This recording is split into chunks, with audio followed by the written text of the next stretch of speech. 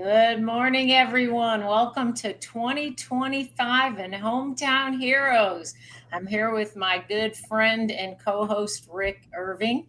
Rick's working on a couple of technical things at the moment, so we're going to kick this off a little different than usual. But new year, new guests. Today we have Buck Kern with One Tribe, and he's going to share a lot of stories about his family and military ties and what he's doing today with One Tribe. I know, Buck, the first time that I came in contact with you was Snowball Express. Golly, that was years ago when y'all were in Fort Worth, and I used to come out in uniform and help load buses and all that good stuff, bags, and then even one night I was over at the all-night thing taking care of kids, and that was a lot of fun. So we're really glad to have you here today. Great to be here. Thanks for inviting me. It's always good to see both of you. I think, we met at Snowball, and I think Rick and I have met years back as well. So we've attended a lot of events, I tell you. Yeah, he sneaks up on you with his camera and gets you in some awkward moments. At least he always gets me with my mouth open. I just can't figure out why that is. I try to watch that, but every time I see Buck, he's always got his finger pointing out there. Oh, yeah. Buck is the COO, the Chief Operating Officer of One Tribe, and you're the founder and the program manager for Watch. Mm-hmm. And what is Watch?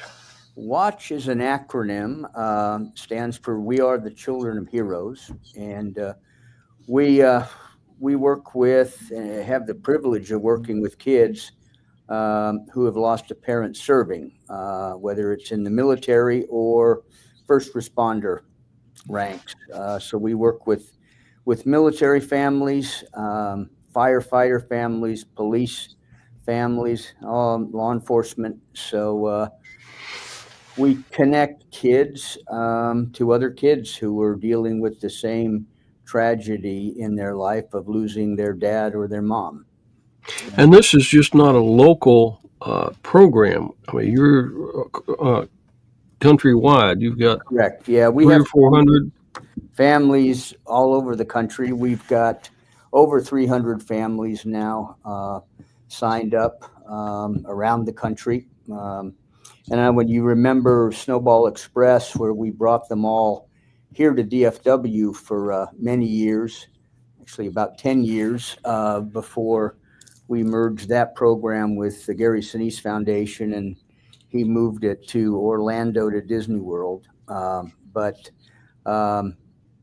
we brought them all here for about 10 years, and they got a chance to meet, we brought the kids and their surviving parents, so mostly moms, but the moms got to meet other military widows. We served specifically military at Snowball. And when I started Watch, I wanted to include first responder kids as well, and be able to connect them to other kids who were, firefighter families or law enforcement and military, and show them that they are not the only kids out there who are having to deal with this tragedy of losing a parent.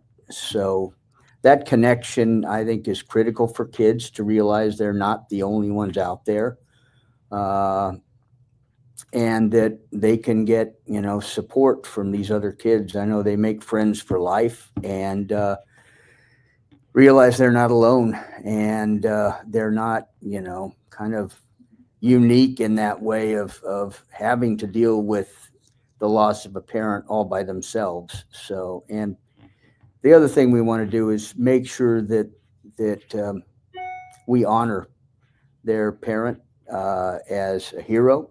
And I think it's important that they know that and see the community rallying around them and honoring their dad or their mom. and make sure that we give them that support and that they can be proud of that service. Especially, police officers in the last several years have been kind of denigrated in the public eye, and we want to make sure that they see a different message coming from the public and the media. So they're the future of this country. We need to make sure they get the right message from the community. And in your career, you were a police officer. Yeah, I was many years ago when my hair was a bit darker. I was with San Diego Police Department, and then I worked in the private sector as an investigator and for some retail companies, and investigated everything from internal theft to external, professional thieves, South American gangs that were coming into the country and hitting retail. I was in LA during the riots, and was part of a task force with LAPD preparing for what could have been riots and ended up being riots in Los Angeles after the Rodney King and the trial of the officers there.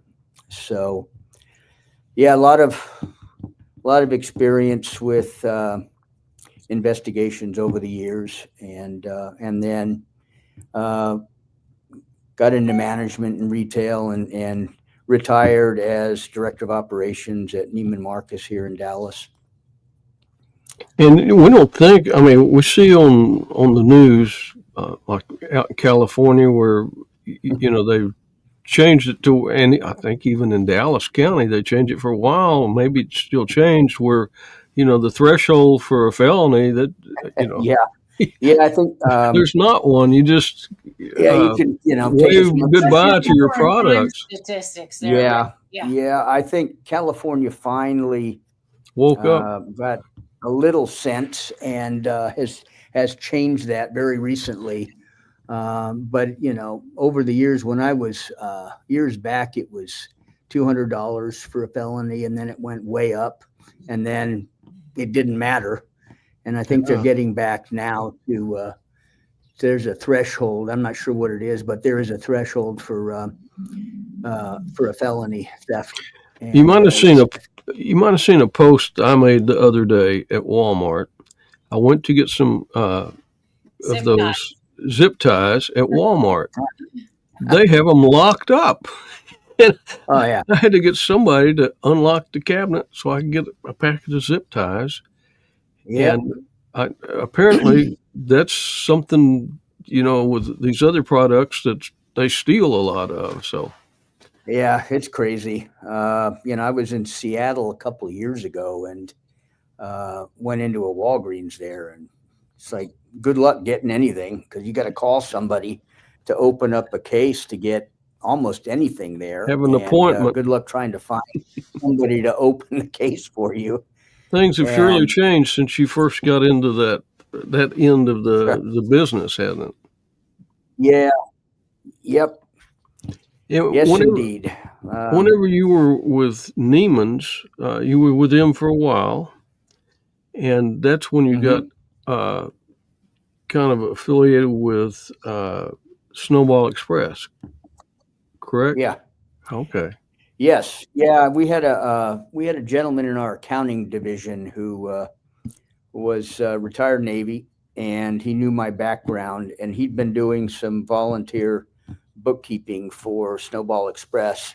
Snowball started in Southern California, was there for 3 years, and then moved to DFW. And I got a phone call in March of 2009 from this guy in our accounting division, and he'd asked he said, I've been doing some bookkeeping for this nonprofit, and they're moving here, and they're trying to figure out what they're going to do with all these kids.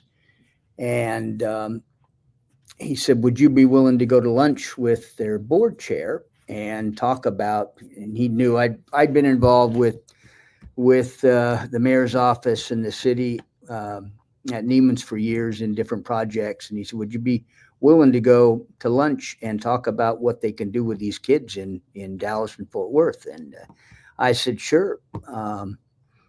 When does he want to have lunch? He goes, how about today? And I was like, okay. So I went to lunch, and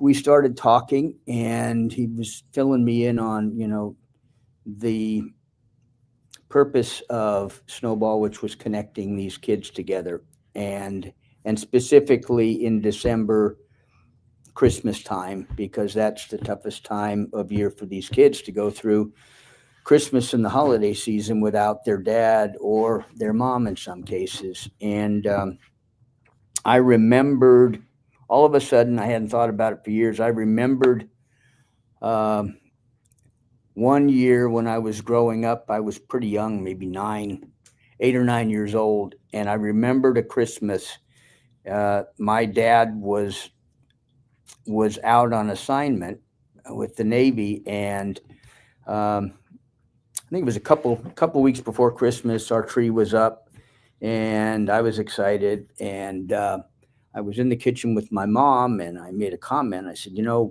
couple weeks, and then I get to open my presents. And because when you're like 9 years old, that's what Christmas is about, And I remember she looked at me and she said, well, yeah, I've been meaning to talk to you about that. And I said, what do you mean? Christmas is in a couple of weeks, and then we open presents. And she goes, yeah, but your dad is gone, and he's not getting back for Christmas. He'll be here in January sometime. And she said, Christmas is for families, and your dad is part of this family. So we're going to wait until he gets back, and then we're going to open presents together. And I think I thought, well, that really sucks. And but I remembered Christmas morning, all my friends showing me all the cool stuff they got, and I'd point under the tree, and it's like, well, there's mine. I can't open it yet. And I remembered how difficult that was as a kid. And then I had another thought, which was, my dad came back. He came home, and we celebrated Christmas together and opened gifts together. And for these kids that we're going to serve here, their dad's never coming back, and they'll never be able to open presents again and celebrate Christmas together. So that, and I hadn't thought about that probably since I was like 9 years old, and it just struck me. And then I said, all right, there's a lot we can do, because they said, Snowball started in Southern California, and they went to Disneyland and stuff. And they said, what is there to do here? We don't have Disneyland. And I was like, yeah, but we got a lot of other stuff. And it really is, it's about these families connecting. And that is really what that was about. And that's what Watch is about too. It's about connecting these kids and families to one another. There is nothing more healing than sitting down and talking with somebody that understands what you're going through,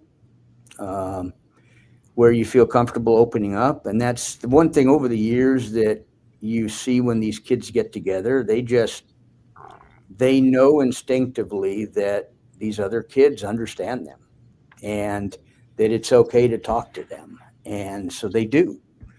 But they realize too, which is really important, is that it's okay to have fun again.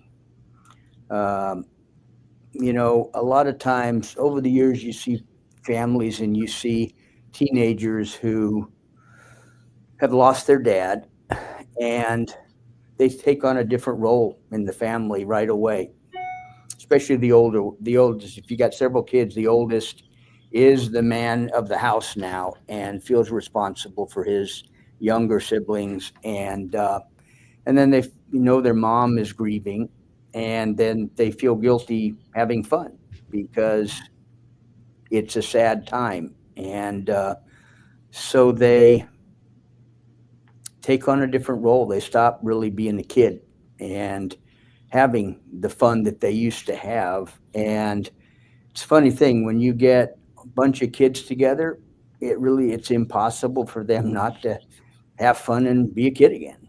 And which is really what their moms want them to be able to do. So it's a win-win. The kids have fun. Their moms get to see them having fun and laughing and smiling. And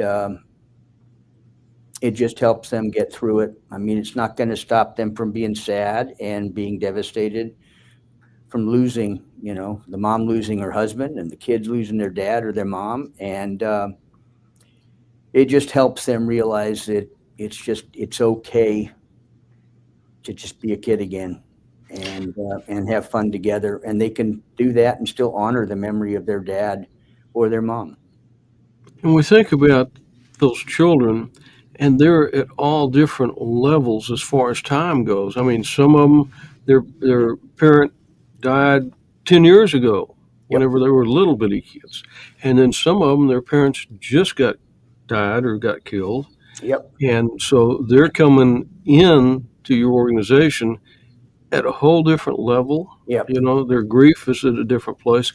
And we see that with the Gold Star Parents Retreat. And you and I have both attended there. And you see parents who had a child that died 10, 14 years ago. And then you have parents coming in whose children just got killed a few months before that. So, well, and I think that's important for them too, to connect with these. We always made sure we had a great mix of families. Some were, farther out in their grieving process and from losing their son or their dad, and the others were brand new. And for them to be able to connect with a family who's sort of been through it, and they've got all kinds of questions. Some of them feel, what they're going through is abnormal, and there's nothing better for a mom to have another mom who's maybe 10 years out say, what you're feeling is normal. I went through that myself, so don't worry about that. That will pass too. And the same for the kids. I've had a lot of kids. You've heard them talk about how mad they were at their dad. Some say, he promised to come back and he didn't, and they were mad. And that's not abnormal because, and then the kids feel guilty for being mad because they know their dad's gone, and it's just they're conflicted in that, but it's not abnormal. And when they can realize that and work through it with other kids who dealt with the same issues, it helps them get through it and realize they're not, what they're feeling is not bad. It's normal, and they can, help each other work through it. So a lot about connection. So when I worked, I said I worked that the first time that I worked the kids area in the evening while the moms were doing their thing and I was working the kids area, I made a connection with a young man, Liam. Yep. Pictures of Liam through the years with me when I was there. And I think that we made that connection because even though my mom wasn't in war, I lost my mom unexpectedly when I was 10. Yep. So, she left the house one night and she never came home because she got in a car accident. And in the 1970, and especially in our family, she just never existed again. You didn't talk about her. We did not speak about her, and you got no help and no counseling. Yep. And that was really, really difficult as a 10-year-old to go. It's a shame because you should remember your mom. Yes, and Liam was about that age. Yep. Yeah. And so when I saw him, I missed one year because I was deployed. And the next year, I was there doing the bags. And him and his mom, and he came running up and he gave me a big hug. And his mom said, he so was looking forward to seeing you this year. But you make connections with those young people too. And Absolutely. Sometimes the volunteers can actually even step in because he and I could share some of that stuff too, because I had experienced it, though probably about his age, just many, many years before. Well, and it's for a kid, they just know their dad or their mom's not there. Right. And the manner of death doesn't matter. We had kids from all manner of death. We had training accidents. We had killed in action. We had suicide. And for the kids, they just know their dad didn't come home. And we honored them all the same, which they deserved. And I've always said a hero is not defined by how they died, but rather by how they lived. Amen. And we need, there's such a stigma with suicide. And I've over the years, it's more difficult for those kids whose parent died by suicide because of the stigma surrounding suicide. And we honored them all the same. And we've always tried, and we do here at One Tribe Foundation too. We've got kids, and we talk about suicide. And I think the only way to get past that is to be comfortable talking about it, not make it some big, a subject that you can't discuss, but to open up and be able to talk about it and help them realize that even suicide, and I had a widow, I've had a couple of things that really burned that into my psyche, which, the first was a mom who called me after an event, and they'd gotten home, and she called me and said, "Thank you for allowing us to be a part of this." And I was like, "Of course." And she goes, "No, you don't understand." She said, "My husband was a medic, and he saved a lot of people on the battlefield.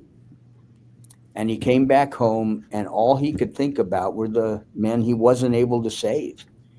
And she said it tore him up mentally, physically. It devastated him, and he took his life.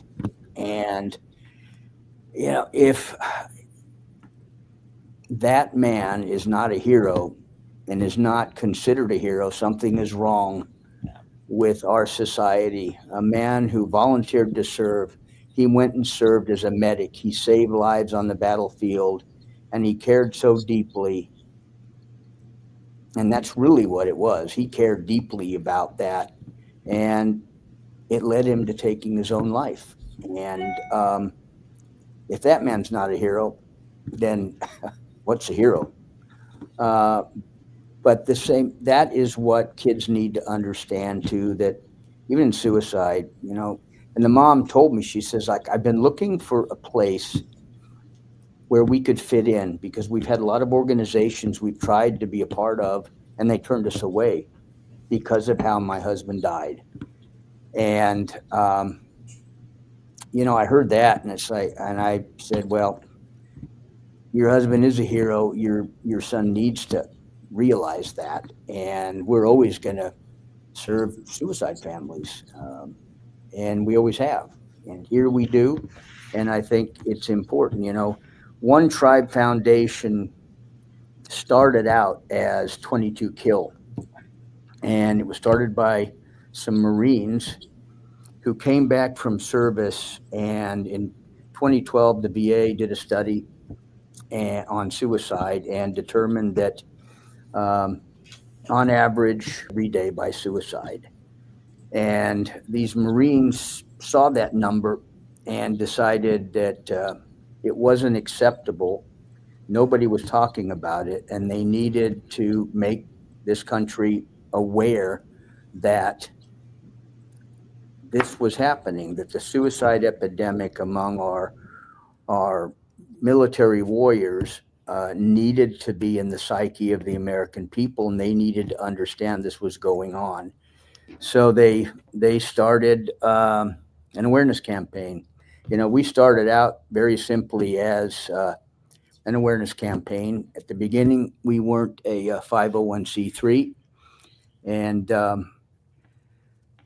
so we just wanted to get people together and have them understand what was going on. And they did what military does. They put together a push-up challenge to bring that awareness together. And they did it for several years. And then The Rock did it, and it became an overnight success after The Rock did it, after several years of people around the country stepping up and taking that push-up challenge to do 22 push-ups. And we still do it in events, but it was a way to get people involved, to understand what the issue was, and to change the stigma around suicide and help the public understand that just because somebody takes their life does not mean that they shouldn't be accepted as a hero. I had a widow of suicide, talking with her, and she said, my husband died by suicide, and I was mad at him. She goes, for years, she said, I couldn't understand how he could do this to us, how he could leave us and kill himself. And she was affected. She blamed herself for his death in a lot of ways. But then she said, I found myself in a park sitting on a bench one day with a pistol on my lap, and I was going to take my life. And she said, I really believed I was doing the right thing for my family. And then she said, that may seem strange, but I really did. I thought that what I was going to do was the right thing to do for my family. And then I understood how he could do that. And it wasn't, she took a whole different view of the suicide of her husband, and she stopped being mad at him, which for her was good. She needed to. And it was good for her kids. And, the mind is a strange thing. I don't think we'll ever really understand how the mind works. Sometimes, part of it we think we do, but it's like that. If you're sitting there and you're going to take your life and you think it's the right thing to do for your family, how do you get to that point? And how do you think that's the right thing to do, but you do? And, for her, that was a turning point for her in not being mad at him, not blaming him for leaving them that way. And, how could he do this to us? And it was good for her son too. Her son had come to her after her husband's death and said, hey, Mom, I figured out how I can hug my dad again, but I don't want to tell you. And after she prompted him, and, he said, finally told her, and he goes, well, if I kill myself, I'll be able to hug my dad. So there again, the mind thinking of a way that probably seemed normal to him at the time. He was only 14 at the time. And, for that mom was like, what am I going to do? And that's where we became involved with her. She called us for therapy. We brought her in, and we were able, she said, I was able to get the help I needed just by picking up the phone and calling, and then meeting with a therapist. And we had a plan, and she goes, that plan saved my life that day when I was sitting on that bench. She said, we had a plan, my therapist and I, that I would call 2 people before I took any action. And she goes, that gave me a little time. And I didn't kill myself because of that. So, and I'm here for my sons, and she's successful, and she's doing great things in life, and she's become one of the best advocates that One Tribe Foundation has. So It's just working with people and trying to understand what goes on and what things that you think may not be normal could really be normal in thought process and how you look at life and how you live life. And Because everybody, it's not a one size fits all. I mean, no, it's an individual event, having grief and the way you deal with it. Because Yep. even like with the Gold Star Parents Retreat, you have a husband and wife, and they lost a child the very same instant. Yep. But one of them's here in their grief process, and one of them's down here. So Yeah, it's just, again, everything we do is about connecting people.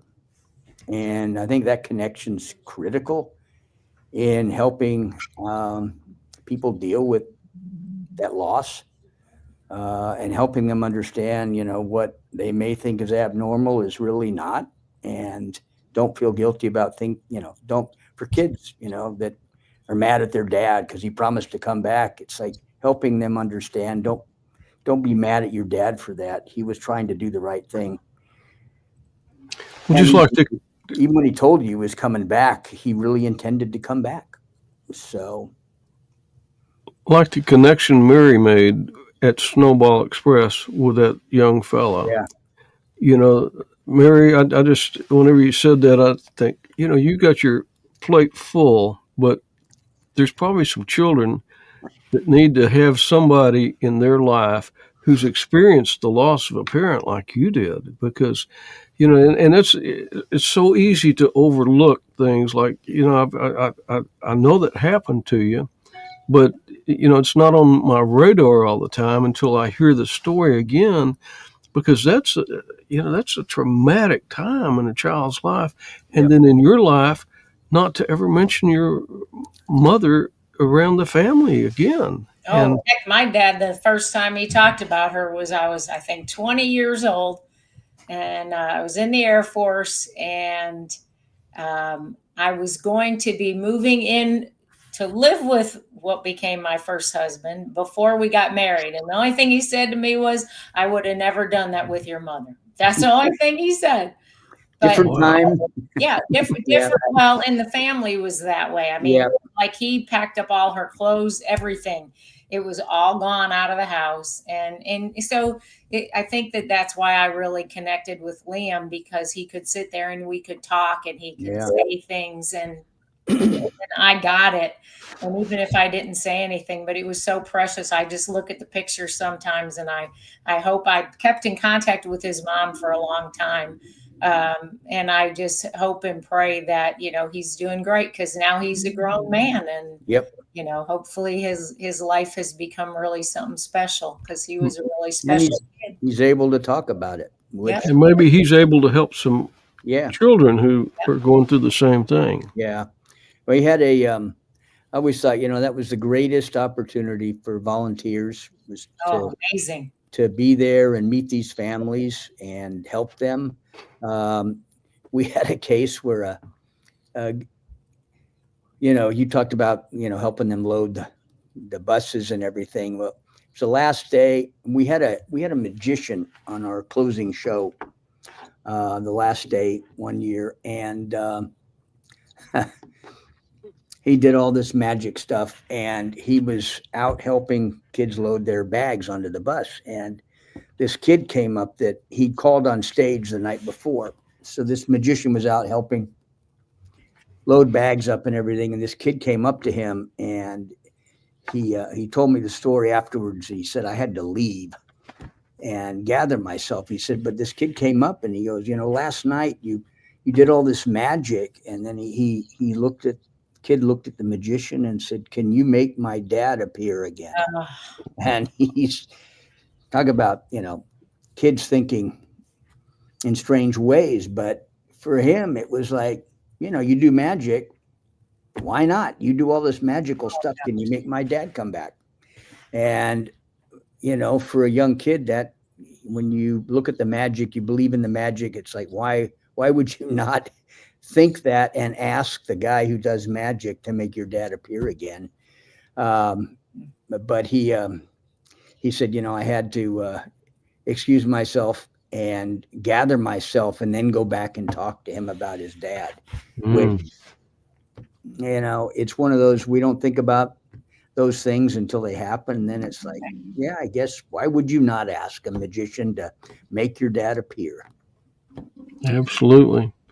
Well, Buck, you were telling us that how you got involved with Snowball Express, Mhm. and you think about the fellow that you worked with made that phone call to invite you to lunch that Yeah. day, and that one action that he took Mhm. changed the whole direction of your life. Yep. I mean, I don't think that you'd be sitting here in your office at One Tribe had it not been for somebody that Yeah. says that guy would be good with this foundation. And so you got involved with Snowball Express, Mhm. and then as they merged with the Result Gary of that, I'm here really. I mean, I met Jake Schick, who is the CEO here, who was a combat Marine, was blown up in Iraq.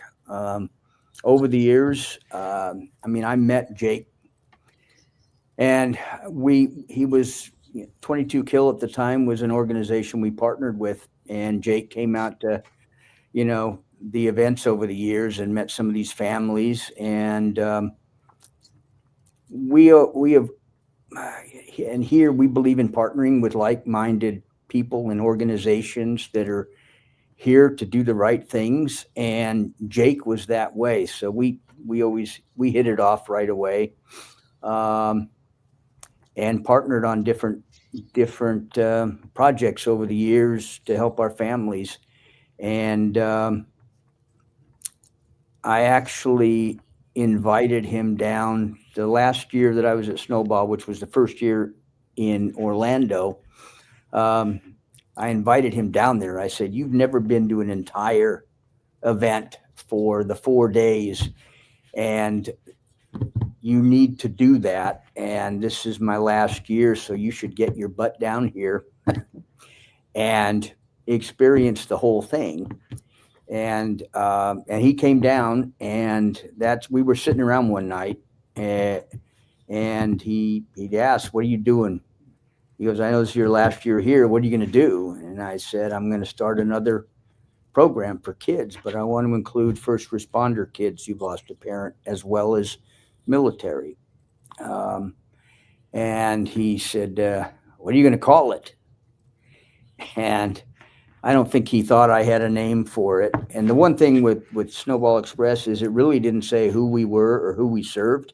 And that was always kind of a challenge for us there.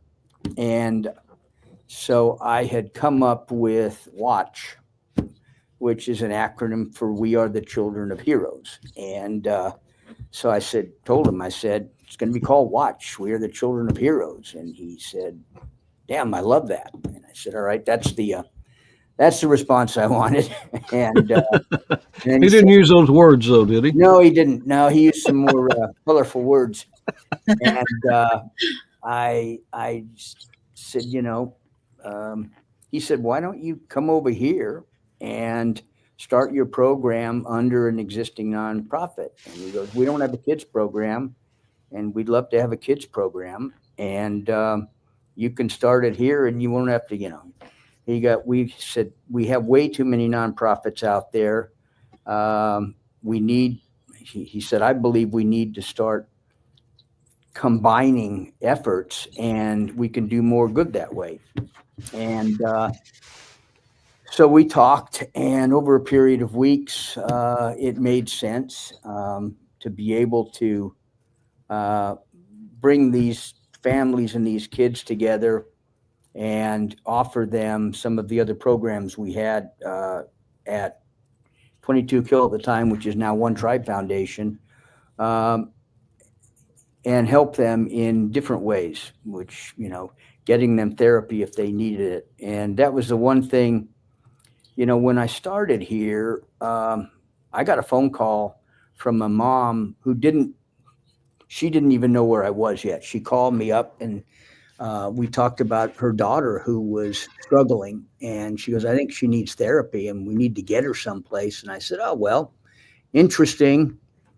you don't know where I am, but that's one of our missions, is to get people therapy if they need it. And her daughter was across country, and she was actually in college. It was military family, actually Marine family, who and I think her daughter had experienced some things in college that affected her deeply, and she wanted to get some therapy. And we found a place.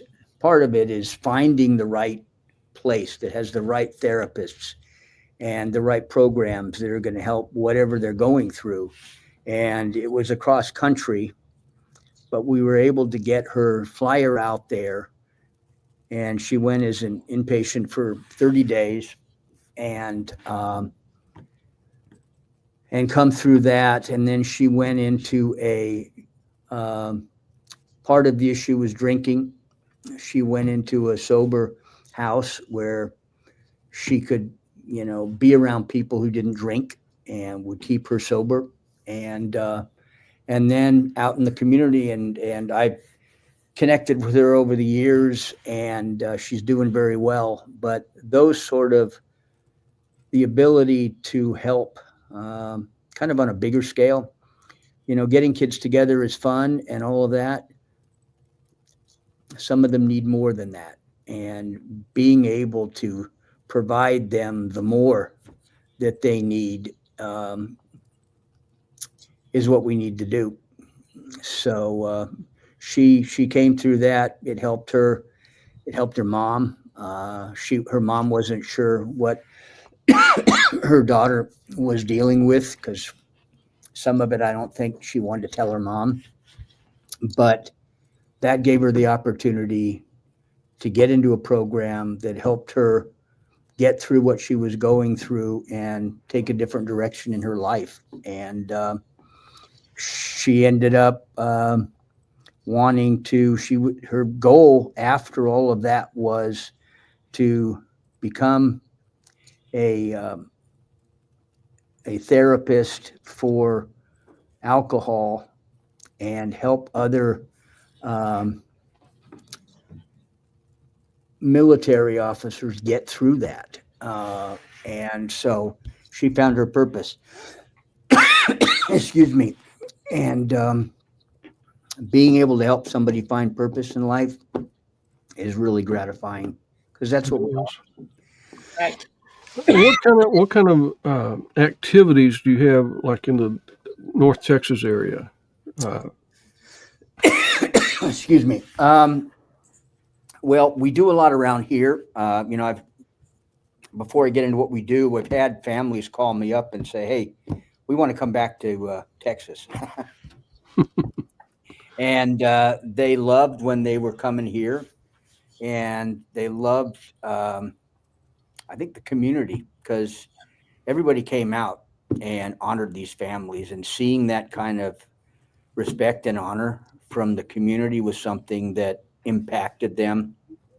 And I don't know anything about how the Gary Sinise program, the Snowball Express, works in Orlando, but that's one thing I was thinking about the North Texas area.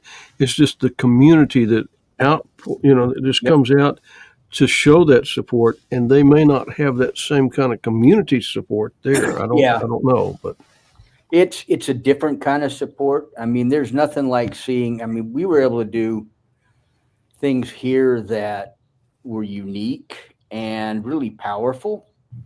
I've always said, it's easy to go into an amusement park Right. and let your kids loose, but that doesn't give them the shared experience necessarily of being together and experiencing everything together. Because a lot of times you go into an amusement park and they Right. just split up and go their own direction.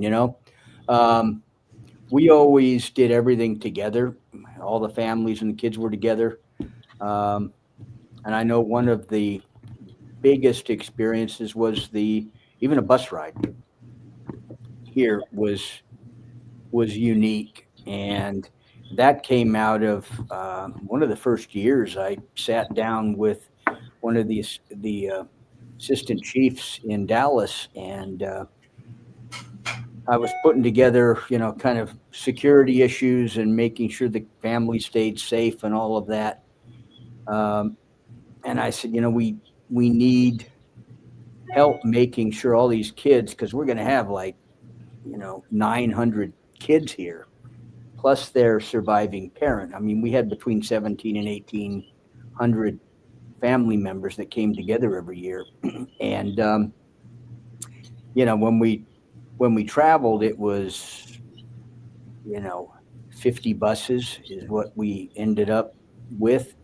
And I said, we need to get to the freeway safely and get to where we're going safely.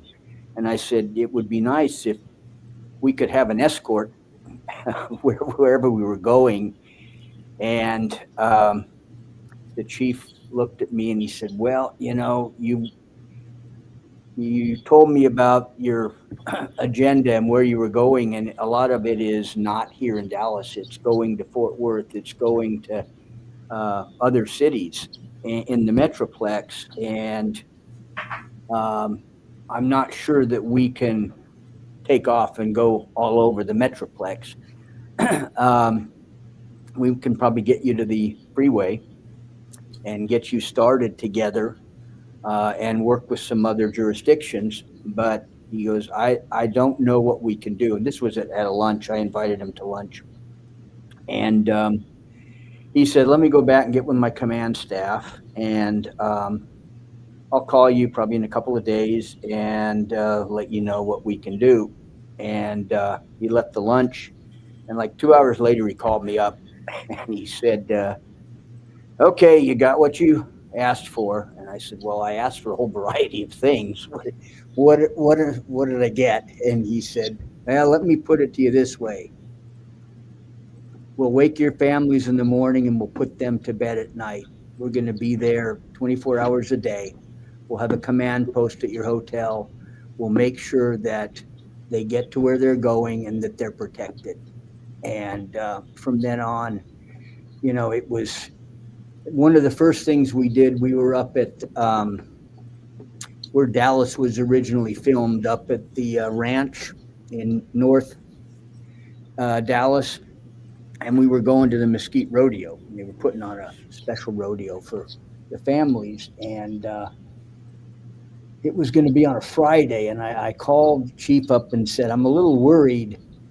It's Friday. It's going to be Friday, and it's rush hour.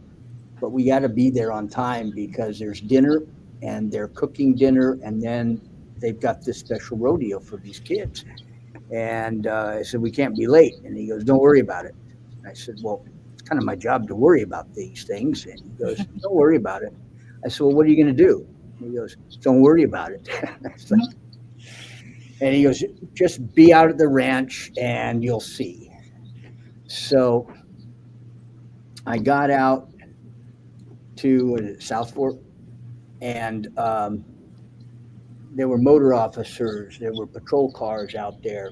And I get there and he looks at me and he goes, now you got a choice. You can either get on the bus and ride, or you can take your car and pull in behind the last bus. And I said, well, I need my car. And he goes, then pull in behind the last bus and then we'll be leaving here shortly. And I said, all right. And we had Patriot Guard riders out there and everybody that came to support, and everything lined up, and we started moving the buses out. And as we traveled, we were going to 75, and then 635 to get down to Mesquite. And we started driving, and they had every surface street blocked off so that the buses could get right to 75.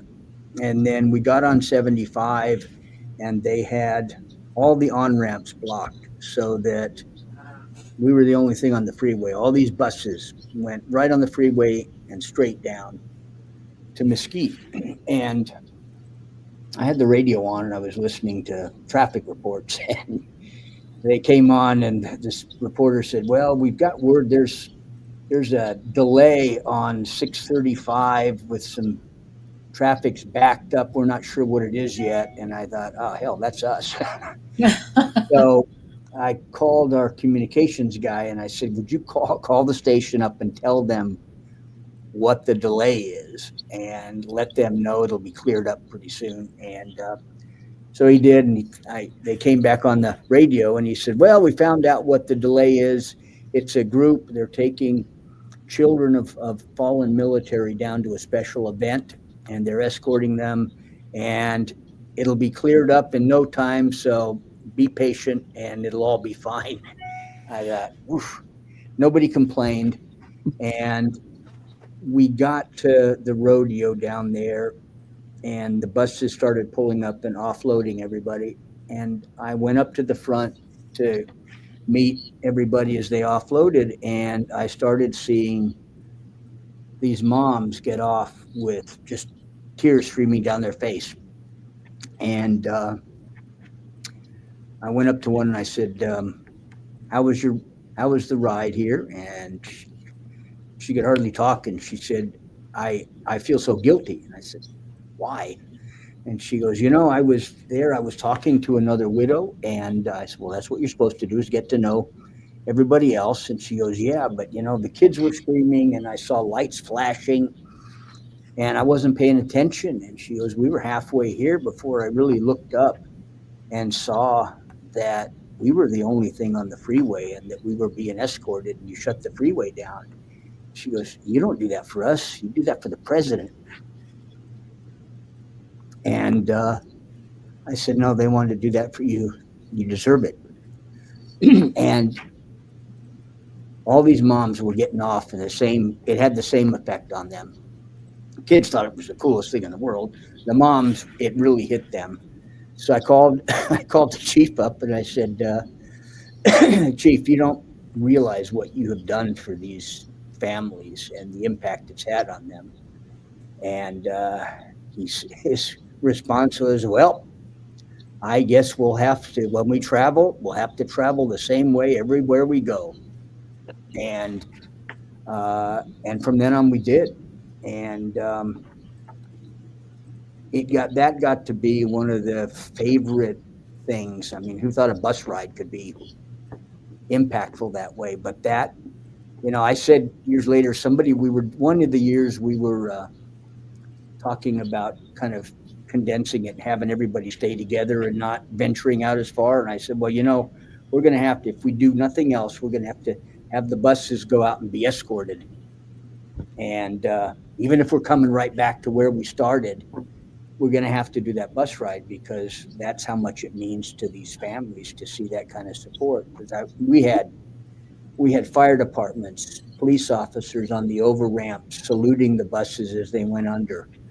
And just average people. I was on a bus one time and just your average people were lining the roads and the overpasses. It was amazing. Yeah. And those are the things you don't necessarily get at an amusement park, but you get that from the community.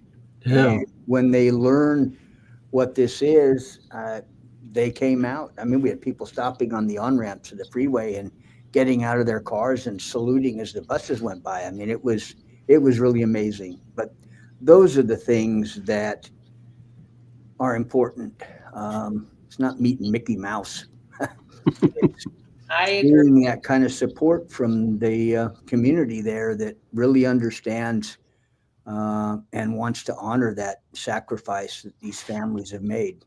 So, well, how can our community get involved to support your watch program? What can we do to help you? Well, we sign up to volunteer. We are working on something this year to get families back, to bring them out here. We're going to do something in May, leading up to Memorial Day with the Frontiers of Flight Museum. That we're going to some things in the museum to honor families, our watch families. And I think we're going to fly a few of the families out from around the country to participate in that. But ultimately, I also want to start working towards being able to bring a bunch of families out here from around the country to connect together and see that kind of support from the community. Because I've had a lot of people call and say, can we do this again here in DFW? Can you bring families together here? And all of those people who volunteered previously said we miss it. And so we're going to, we need to raise some money for that. And that's, if you go to onetribefoundation.org, and that's the number one, and then tribefoundation.org, and click on the donate. There are a list of programs that you can select from if you want it to go to our a general fund or specific program. Watch is one of those programs. You can donate to that. But we are going to bring some families together this coming year and kind of expose them to this community here in DFW that will help them, show them the love that they need and deserve, and show their kids that really remind them of what a hero their dad or their mom is, and that we are all there to support them and be with them. So simple as that. And then once we start planning that, we'll get people involved in the planning efforts of what we can do here to make that experience the best it can be for them. Yeah, and let us know whenever you get everything formed and everything, so we can start getting the community that we have involved to help and become a part of that. Absolutely. We do some things here. We have game night for kids. We have computer games, but we also have tabletop games. So it's just a matter of bringing kids together to, sit at a table and have fun together and compete against one another. So we do that every month here. And that's at the One Tribe Foundation headquarters. That's in Euless, Texas. It is, in Euless, right off of the 183 freeway. And then we do a variety of things around the Metroplex, and it can be, we've gone to baseball games and football games and those sort of things where families can be together and experience having fun together and get honored. The other thing we want to do is, if we're someplace, make sure that we honor the memory of their dad or their mom. We were at our old office up in North Dallas a few years ago, and one of the things I have is a wall of honor, and when the families sign up, I ask them to send me their favorite photograph, either of their hero or of their hero with them at the time before he or she died. And so I've got all these photographs, and I have a wall honoring them. And we had a new family come to game night one evening, and two little girls, and they walked in, hadn't been in the office before, but they walked in, they looked across the room, and they saw this wall with all these photographs on it. And it was like they instinctively knew that somewhere on that wall was their dad.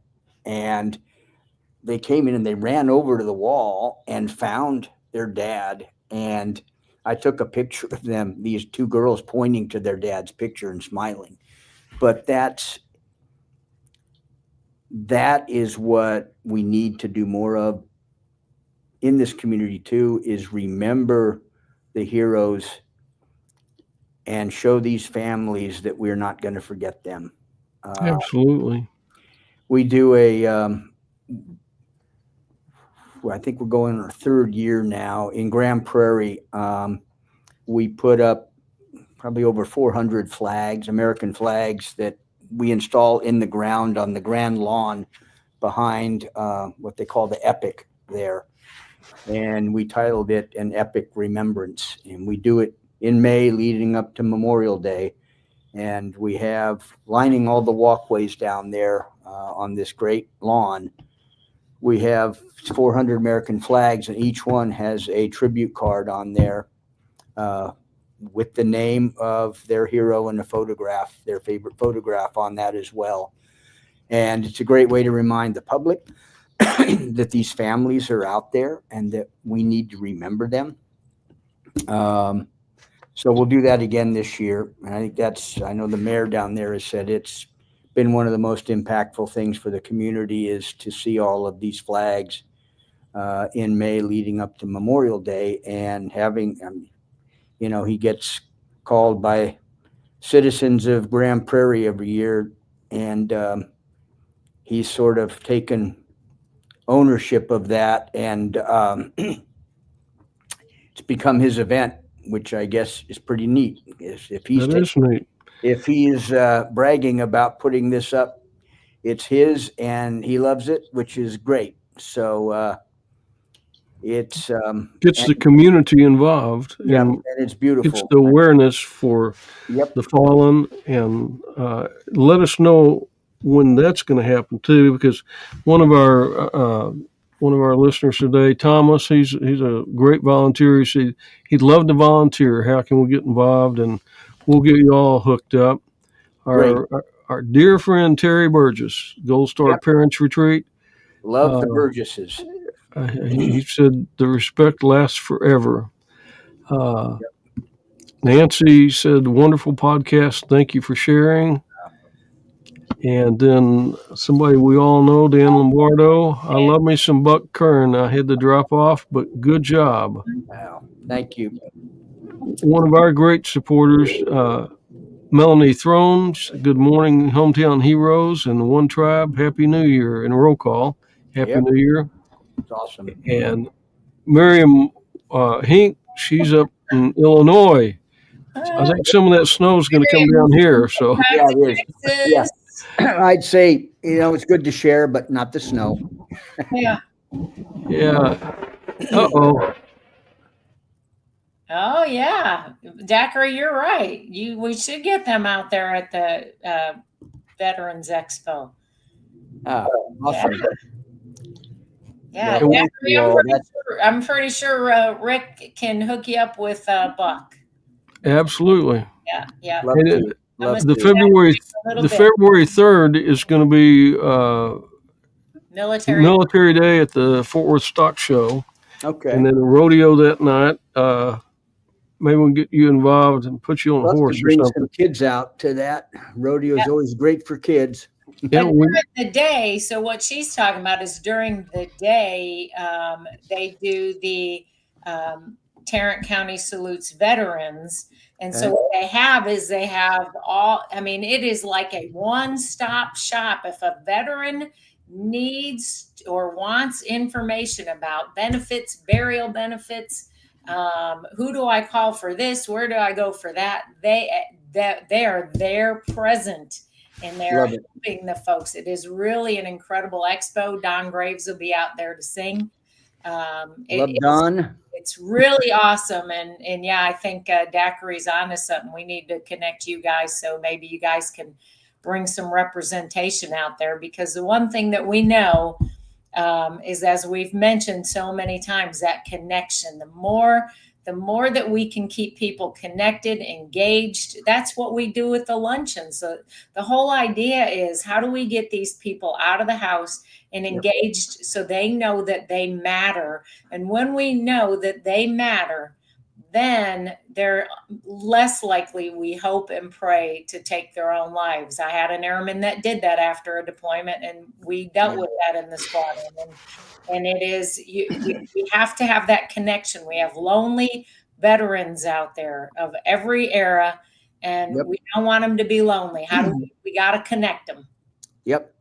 Especially throughout, COVID, being locked up and everything, that just intensified that feeling of loneliness. And getting out and connecting with other human beings is what we as human beings need to do. Right. And Absolutely. remember that. And even if you don't want to get out, force yourself, because you'll be glad you did. Yep. And, We get them to a luncheon. We'll get them back every month. there you go. Yep. We tell them they're part of the family now. You don't have a choice. You got to go back next month. Absolutely. Well, Buck, Thank our time's over for today, but we'd like to get you on the podcast again, maybe later in the spring, and we can talk more about the activities you're going to have around Memorial Day. And Absolutely. We'd love to. I want to come out there to one of your game nights and kind of All right. experience that. And I haven't been into your new headquarters, so I'm anxious to go there. And we'd love to have you out here and see the place and introduce you to some of our families here. We could do a Hometown Heroes. Absolutely. There you go. Yep. Terry said, love y'all. So we love you too, Terry. Love you, Terry. Thank you, my friend. But we will see you soon. And Mary and I'll come out there and see our tribe at the One Tribe. So there you go. Thank you so much. And thank you very bless much. you for all you do. Thank you. Bless you too, my friend. And we will see you soon. You bet. We'll make it happen. Thank you, Buck. Thank you for being who you are, and certainly for the friend you are, because well, you too. We appreciate you. All right. Thanks, bud. Bye-bye. So much good. So much good, and then so many people that need what they have and how they help people. So we just don't know. Is it who's out there hurting, and the impact that just one person has, just like the story you were telling about the young fella that you befriended, and you need to try to find that mom's contact information. That's for sure. I need to. Let's find out what happened to him. Yeah, that would be pretty cool. Liam was just adorable. I just loved that kid. But yeah, there's a lot of good being done, and we don't always know how somebody might be hurting, and how they might be alone. I think about, a few of our roll call members who, if it weren't for some of the things that we do at roll call, they wouldn't ever leave their house, and they wouldn't get engaged. So, that's why we're always looking for those opportunities, just like we did Thursday at Fred's. We had that group there. We had a nice group. We had some folks that don't come. After the luncheon parties, they come to the lunch and they leave, and they came out because we had that long span in between lunches, and they came out and everybody enjoyed it. Everyone said, man, I'm so glad you did this. Let's do it again. And it gives us an opportunity to really get one-on-one with some of these people. We had that fella Monty, 1957 class of the Naval Academy, and he has some incredible stories. And I never would have known about Monty and his stories had it not been for just going to Fred's and sitting down and having some onion rings and listening to some stories. And now every Saturday at the Benbrook Black Rifle Coffee Company at their store from 11 till about 1, we have just kind of a gathering of veterans and those people that support our veterans. So Debbie's done a good job at putting that together, and I didn't get to make it this week, but I saw that you did, and Tracy. First time, Tracy Hunter was there. She gets around. We had 3 World War II veterans there, so folks could come in. So if anyone's in the area and they just want to bring their kids to talk to some veterans, we won't always have 3 there, but did we have 3 or 4? No, we had 3. So, Al Chatwin, Don Graves, and a new guy, Elmer, that we're just getting to know. And it's hard to believe there's any World War II veterans in the area we don't already have a relationship with, but he's a new one. So we're going to get to hear his story. He was World War II and Korea. So in World War II, he was in Okinawa. So him and Al, who was in Guam, they were chatting about being, because they weren't really all that far apart, but they were both Navy, didn't know each other, but just kind of a cool thing to see the interaction there. It was a pretty neat day. So It was indeed. And roll call's coming up at the end of the month. Is it the 28th? 24th. Okay, 24th. 24th. And Reservation. RSVPs will open on the 13th. So I believe that's next Monday. And because we've had such a long span, we anticipate it's going to fill up pretty quick, as it usually does when we take a break like that. Or we didn't really take a break. We just moved December because of the holidays. And our speaker will be Carl Monger from the Gallant Few. Now, that's another organization. And that's one thing we like to do is to, just like with One Tribe and these other organizations, Holidays and Heroes, Air Power Foundation, we like to network the roll call membership with these other organizations, because we have, over 1,500, 2,000 people on our roster, and they like to get involved. Yeah. And so it's good to see them getting plugged in, helping like at Holidays and Heroes or the Skyball or Patriot Games out at NASJRB. It gives them an opportunity. Yep. Because one thing about veterans, a lot of us like to just keep giving and give back to the community. And we look forward to, in the spring, working with Buck and the Watch program and helping them out and get some of our people involved. So you can go to roll-call.org, and that's our website. You can go in and just ask to be get the newsletter. And that way, whenever you get the newsletter, it'll come out, and then it'll have the information about making reservations, because roll call is one of the hottest tickets in town. And if you don't make reservations pretty quick, you're going to just read about it and see the pictures from roll call. February the 3rd at the Fort Worth Stock Show and Rodeo. It's going to be Military Day, Military Night at the Stock Show. I don't think there's any more tickets that were free for veterans and military. I'll have to check on that, but likely they're all gone. I'm sure they probably are.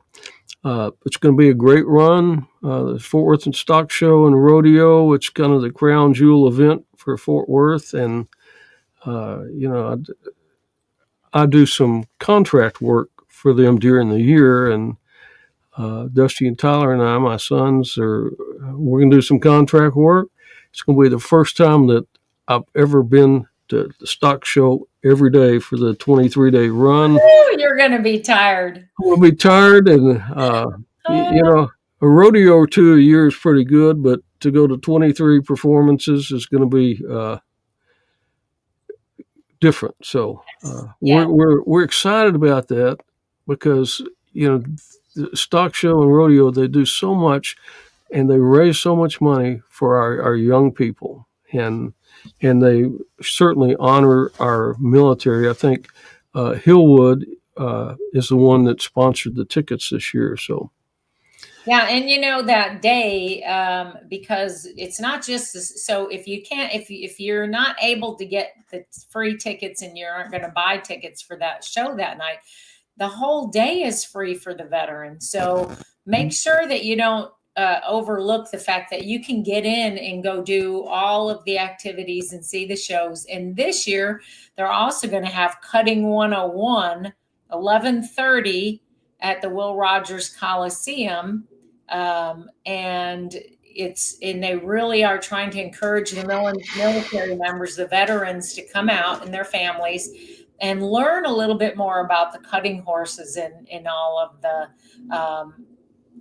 what's going on in that industry. That's just getting to be a really big thing. The cutting horse. This is at least the second time we've been invited to cutting horse events with our veterans, and it's free. The whole day is free to get into the stock show, and then also that expo. So if the veterans sign up and go to the expo,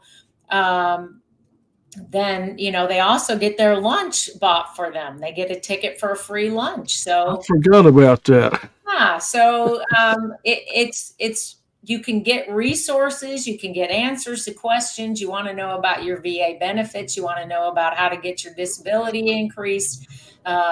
Just any number of things. It's just absolutely amazing what you can do there. So while Rick is going to be there all of the days, I'm only going to be there on February 3rd. So I got my tickets early. I learned go in September, the day they open. I think I got there day 2, the second day that they started with the tickets, and I got some decent seats. But make sure that you get out and go enjoy the whole event, because you don't have to have tickets to the rodeo to enjoy the whole event. So make sure you get out and go do that, and you'll And run a lot of roll call people out there. the museums are also open for people that are there at the stock show. You have the Fort Worth Museum of Science and History and the Cowgirls Museum. It's all part of that stock show experience. And let's just give a shout out for Ashley Davis, our friend with the stock show, and she's been to roll call and helps us maneuver around whenever we have to do all the things at the rodeo that night, with Don singing the national anthem, and they'll have the oath of enlistment given to some new recruits, and it'll be a good night. After that, after the rodeo performance at the Roadhouse right outside the Coliseum on the east, we're going to have the Scooter Brown Band. Scooter's a Marine Corps veteran. It's going to be sponsored by the Air Power Foundation and American Hat Company. Wow. So it'll be Nice. a good day, and we'll get to see a lot of our friends that day. So a lot of good things coming up. Yeah. Mary, thank you so much for being here today. And we just thank Buck for being our guest. And we will see you next week on Hometown Heroes.